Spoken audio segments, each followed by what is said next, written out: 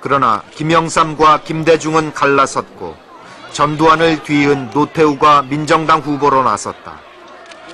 노태우가 처음으로 광주를 찾아온 그날, 아들의 무덤을 지키던 배은심은 그곳의 모습을 드러냈다. 노태우를 온몸으로 저지하는 광주 시민과 함께였다. 노태우가 광주 오면 안 되거든요.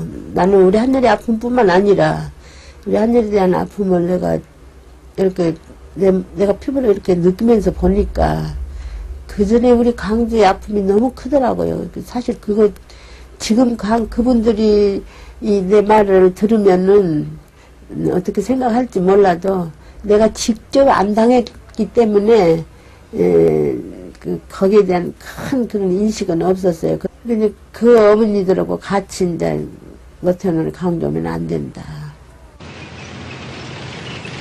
광주 시민이면서도 80년 광주항쟁의 아픔을 모르고 지내왔던 배은심이었다.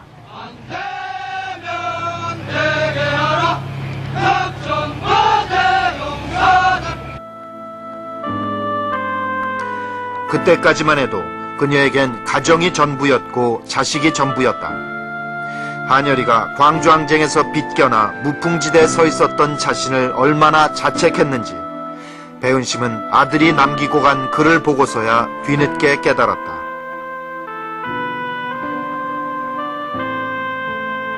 건강한 우리 하늘에 이렇게 죽어서 망을 쪽에 놓여있는 게 이게 실감이 안 간 거예요. 그래서 이제 그러면 내가 이제 다니면서 우리 하늘이가 왜 그랬는지 내가 그걸 이제는 좀 알아야 되겠다. 이제. 오전 10시 25분쯤 당사에 13대 대통령 선거는 야권 후보의 단일화 실패로 노태우가 당선됐다. 함께했습니다.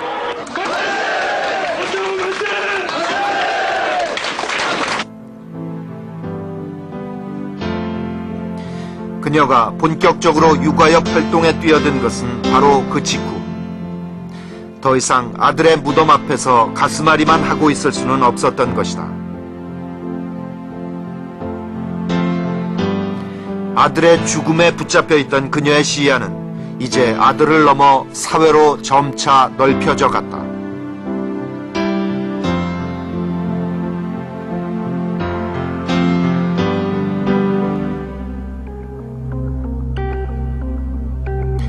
그 무렵 한 일간지에 나온 기사는 그녀를 아는 많은 사람들을 당혹해 했다.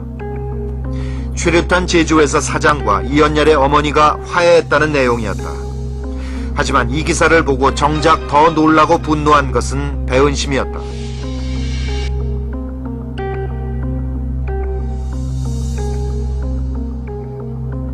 지금도 그 사진이 있어요. 한영자하고 만난 사진이. 이게 이제 원탁에서 만나고 이제 나온 뒤 체류탄 만나면 죽여버린다고 했거든요. 그때 만약에 너 이제 앞으로 체류탄 만나면 너는 죽여버린다. 이제 이렇게 막 나 그때는 제가 아무것도 안 보이니까 그냥 뭐 무식하고 뭐 유식하고 이런 것 없이 그 체류탄을 우리 하늘이가 아파서 그 가는 걸 생각하면 그 자리에서 죽여버리고도 싶은 거예요. 그렇지만은 그건 아니고. 그래 이제 나온 뒤 이야기를 하고 나온 뒤 이게 먼저 나가 있더라고요. 현관에를 먼저 나가서 한쪽에 섰는 거예요. 이제 내가 이제 나가려고 하니까 한쪽에 섰다 내가 나가니까 내 손을 확 이렇게 붙들으면서 막 죄송하다고 그랬단 말이에요. 그랬는데 그것을 조선일보 그 기자가 오버를 했어요. 지금도 내가 그 여자를 보면은 지금도 예쁜 소리는 안 할 텐데 내가 그 당시에 그 여자를 만나서 화해를 어떻게 합니까? 화해할 수가 없죠. 배은심은 항의 시위에 들어갔다. 육아협 회원들과 이틀에 걸친 농성 끝에 정정 기사를 받아냈다. 그것은 억울하게 죽어간 아들의 명예를 지키는 일이기도 했다.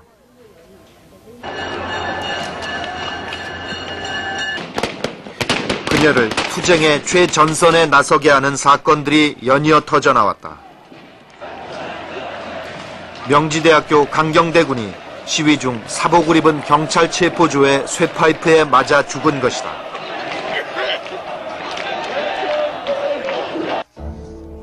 뒤이어 4월 29일에는 전남대 박승희 양,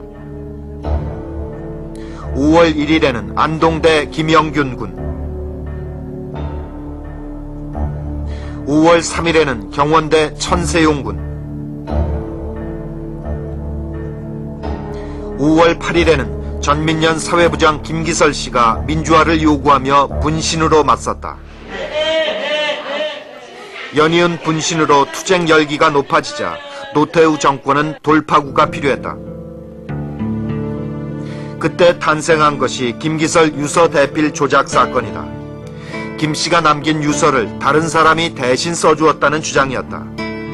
배우로 지목된 강기훈 씨는 꼬박 3년을 감옥에서 보냈다. 하지만 지금까지도 이 사건은 검찰과 법원 그리고 국립과학수사연구소가 언론의 도움을 받아 어거지로 만들어낸 것으로 의심받고 있다. 정권이 의문을 제기하고 언론이 맞장구 쳐서 결국 정권의 의도대로 민주화 세력은 정치적 목적을 위해 인간의 생명까지도 이용하는 부도덕한 세력으로 매도당했다.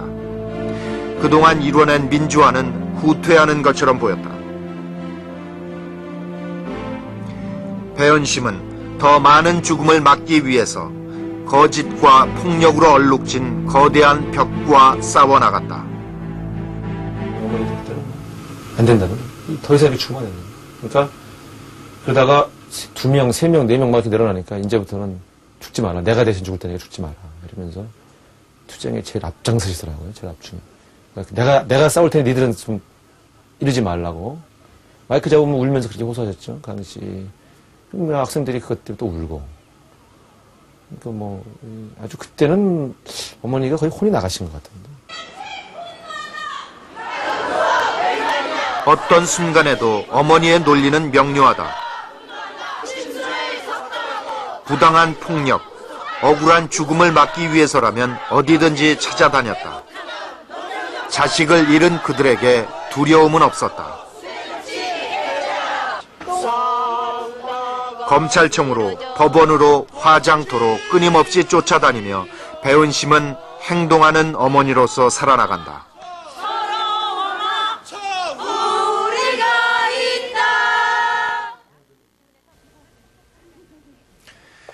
한여리의 뜻을 살리기 위해서 어머니가 나서서 걷기 시작한 길. 그것은 시대 폭압에 몸으로 맞서 싸우며 살아가는 것이었습니다. 가족이라는 울타리 안에서 편안히 살아왔던 배은심. 그녀를 이렇게 변화시킨 것은 다름 아닌 바로 그 폭압이었습니다.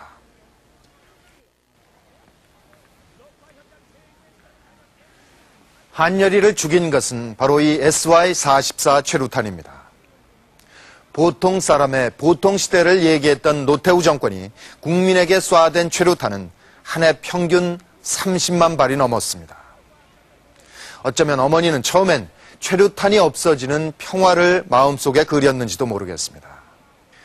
정부가 최루탄 사용을 중단한 것은 지난 98년이었습니다. 하지만 어머니는 그때도 가족들 곁으로 돌아가지 못하고 여전히 거리로 나설 수밖에 없었습니다.